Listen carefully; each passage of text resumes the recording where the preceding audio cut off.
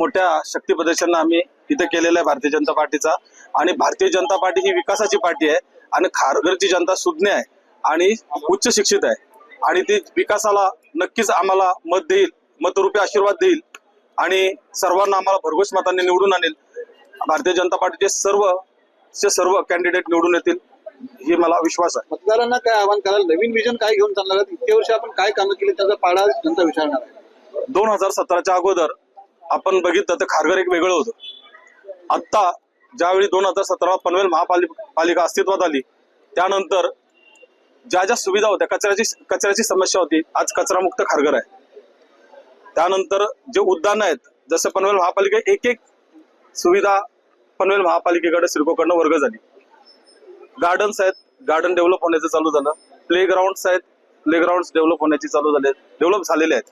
2 तलाव झालेले आहेत आणि आणखी प्रोसेसमध्ये आहेत।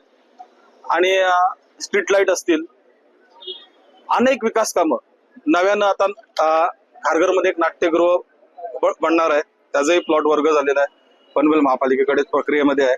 अशा अनेक विकास कामं भारतीय जनता पार्टी मार्फत सन्माननीय आमदार प्रशांतदादा ठाकूर साहेब हे मार्गी लावत आहेत आणि सभागृह नेते परेश ठाकूर साहेब हे त्या कामांवर जे प्रखर लक्ष देत आहेत आणि तसे कामाची क्वालिटी सुद्धा ते पाहूनच पनवेल महापालिकेचे सर्व पदाधिकारी, तळागाळातला पदाधिकारी भारतीय जनता पार्टीचा ह्या विकासाच्या कामावर लक्ष देत, ज्या योजना आहेत राज्य सरकारच्या आणि केंद्र सरकारच्या त्या तळागाळापर्यंत भारतीय जनता पार्टी पोहोचत असते। त्या जोरावर आम्ही नक्कीच खारघरमध्ये 12च्या 12 कॅन्डिडेट निवडून आणणार।